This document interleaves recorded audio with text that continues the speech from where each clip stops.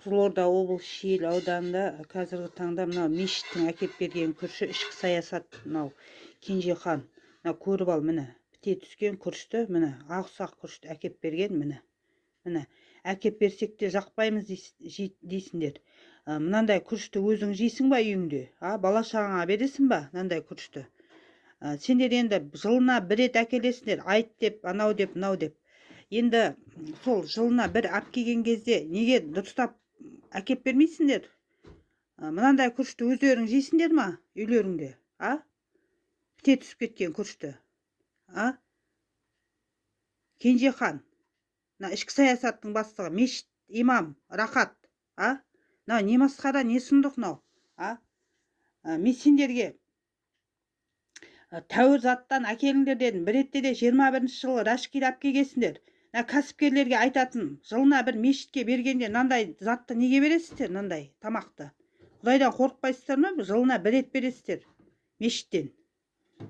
Мешітке бересіздер жылына бір рет. Кәсіпкерлерге айтатын, берсек те жақпаймыз дейді.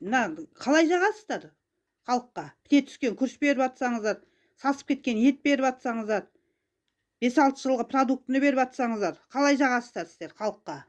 Не масқарана? Мен 2-ші топта инвалидпін, қорлап отырсыздар сіздер мені. Біте түскен күріш беріп. Мынау тауыққа беретін күріш қой негізі. Құтыла алмай отқан затының бәрін жаңағы таратады, сосын біз пәлен бердік деп документально қағаз толтырады, базыға басады. Не деген сұмдық, не деген масқара? Нәлібаевтың назарына ұсынамын мен мынау видеомда осыны.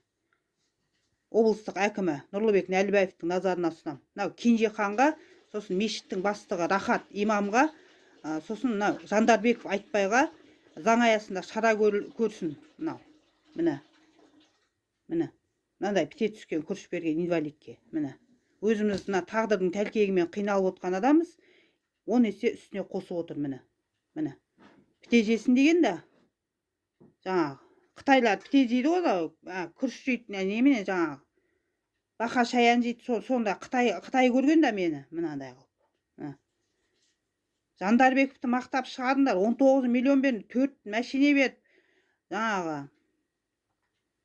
бүкіл жаңағы Шиелінің марапатын бердіңдер. Осы ғой міне біте жеген күріш таратып отыр инвалидке, қорлап.